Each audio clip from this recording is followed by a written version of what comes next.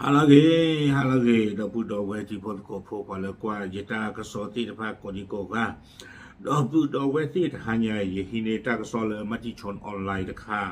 เอาไว้กวยหล่อตากซอคู่โตเทวดาจีนโดนแล้วเรือบรรทุกน้ำมันของจีนถูกโจมตีใกล้ช่องแคบฮอร์มุสเอาไว้เนี่ยตากซอคู่โตเทวดาตรุบลาลีเทเวบลาเจ้าเลยนี่เนาะก็บอกที่โตสูละไม่ตรัวตาบีปลาข่าวไว้ได้ตาบุลตาดอฮอร์มุสตาลอนี่หรอตากซอกวยเราไว้ได้เพนุยเย่คิโตคิชิคือเพมือฮาลอเยนารีเย่ชิลุยบันนี่หรอแต่ละฮอร์โมนตาลอนี่ดูก็บอกทีละจีทอจีลอดีต่อเดยติญาสมอตาก็ตาเคลบ้าบันนี่เดไม่ไว้ได้รัสเซียตรูเอาความยันที่ก็ละมือลอซาดออิหร่านนี่หรือพลาดเนี่ยหมอเนาะแต่บ้านตาข่าวว่าบ้านชาติตะกี้อินไทยมีอะไรแต่ลูกว่าข้ากับมาบอกคอมินวิว่าคนไม่เปล่าข้าไว้ก็ดูเจนว่าป่ะเนาะแต่มีกันตลาดเนี่ยตั้งสองคู่โตจะเวตรูบลาลีเทวดาตั้งซ้อนนี่กวยไว้ได้สู้เมียเนาะร้อยเจอตั้งซ้อนนี่เอาไว้ป่าพลาโทเวด้าจิจาอีเนาะร้อยเจอเนี่ยเลยที่เนี่ยเวด้าเลือกไคซินตั้งซ้อนตะขาบเอาไว้ไคซินตั้งซ้อนนี่ป่าพลาโทเวด้าเทเวก็บอกที่โตสูผ่านจุดวิลามีวัดตรวจตาหนอบ้าตาข่าวเพกับบอสนีอัลเจียตาละอัลเจียเนี่ยเอาไว้มีวัดยูไนเต็ดอาหรับอิมิเรตส์ก็บอกที่สนีเนาะโดมมีวัดตาลอเลปานหนึ่งเราวัดบุลอตาดฮอร์มุสตาลอนี่เนาะโดตั้งที่ตากลุ่มตะบลอยใหญ่เกล้าตาเลือดทอลุยโซเพปุกุลีตาไม่ได้วันนี้เด้อตาโซตะโซตะเต็มบ้าเนาะไคซินป๊อบเควพลาท่อเกิดได้เพตาตินี่ใหญ่ล้อเนาะตัวไม่เลยไคซินเควพลาท่อเอ็มบลอนี่เด้อร้อยเจอแต่นักกินเลยฮีนี่ก็โดนไว้ได้ตะบลอนี่หรอตั้งโซนี่จะไว้ได้โดยไคซินรายงานว่าเหตุโจมตีเรือดังกล่าวทำให้ดาดฟ้าของเรือเกิดไฟไหม้และมีข้อความบนเรือว่าเจ้าของเรือและลูกเรือเป็นชาวจีนติดไว้บนเรือแต่ตาพันนะวิบลอดีเดอร์ไคซินเนี่ยตั้งโซปาพลาเวติไว้ได้เลยก็บอทีด้วยเนี่ยพอคู่หนอนดาดฟ้าความเป็นตุลากูหรือว่าแพ้พอคู่นี่เด้อพอคู่ป่าเชอร์เตอร์อู้กระซื้ออัลลอนี่อู้โอ้กุยเวด้าเทเววิบลอนี่เนาะ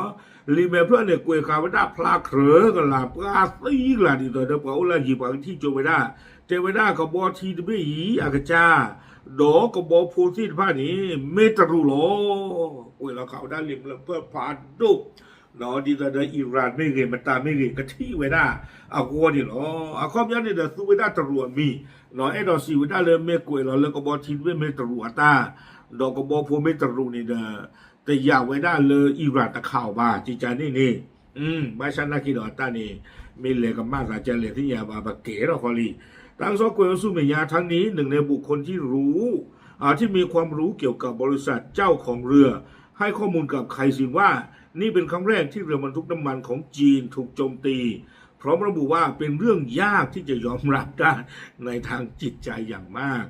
เนาะปาเลออาบูลอตาดอกกบอชีกจ้านี่เด้อเอาไว้ป่าพลาโทไว้ได้ดอกไคซินตากระโซเตไว้ได้เวยีเมไว้ได้ตู้คู่กระเตอร์ตับล้อสาทอนเลือดตาบีบุกเกอร์ไว้ได้แต่ละคิชิโกโตเฟบวารีเน่ไม่ไว้ได้ตู้คู่กระเตอร์ตับล้อหรอเตไว้ได้เลยตรัวกบอชีโตสูนี่มาตาขาตาโดเมตากิตาตุคาเล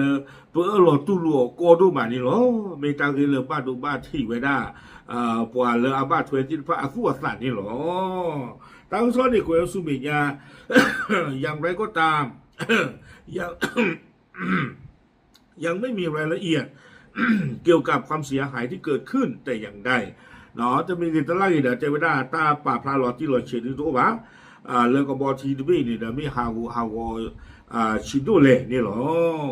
กวยกิเวดาสู้เป็นยาเจแต่เวลาทั้งนี้ที่ผ่านมาการปิดช่องแคบฮอร์มุสของอิหร่านหลังสหรัฐและอิสราเอลเปิดฉากโจมตีอิหร่านประกาศตลอดมาว่าแม้จะปิดช่องแคบแต่ก็ยืนยันตลอดว่าจีนและรัสเซียเป็นพันธมิตรทางยุทธศาสตร์ของอิหร่านเนาะตั้งซ้อนในกวยกิเวดาลางเตอร์เจเวดาแพ้ปุกุยนี้ฮอร์มุสนี่เด้ออิหร่านมีการตีไว้ด้านบ้านชาตินากีเนาะ a pe a tu ti pa pa ta du mo le Israel do America a se ko to ni de Iran ni de we pa pla we da tho bo no te na pe me pi ka Hormuz pa sa ta ki tru do Russia ni te we da me pe do bu do ti me pe to mu pe to ko ni lo ta ko so ni kwe we da ti pe ni lo no ti nya ba ta kai me ba pu tru วิตาสูไม่ว่าผู้อิหร่านข่าวเดี๋ยวช่วงนั้นแล้วก็ไม่ตาขากับมาหรอกเนาะวิบล้อนี่เด้อกับบาตาคือตะกุยกันยาเราคิดตาเราเลือกคีบล้อนี่มอจีชมวิจารณ์นี่เนาะแต่ตาที่ยาจีบาตาใครโอเคยังเลยเอาไว้นี่เด้อมีเวลาตาก็โซตะคาเนาะเลยเจเวลาตรุอากบอที่บลาลีนี่เนาะปาบลาดูที่ยาจีบนโกโพเทหรอตามเลย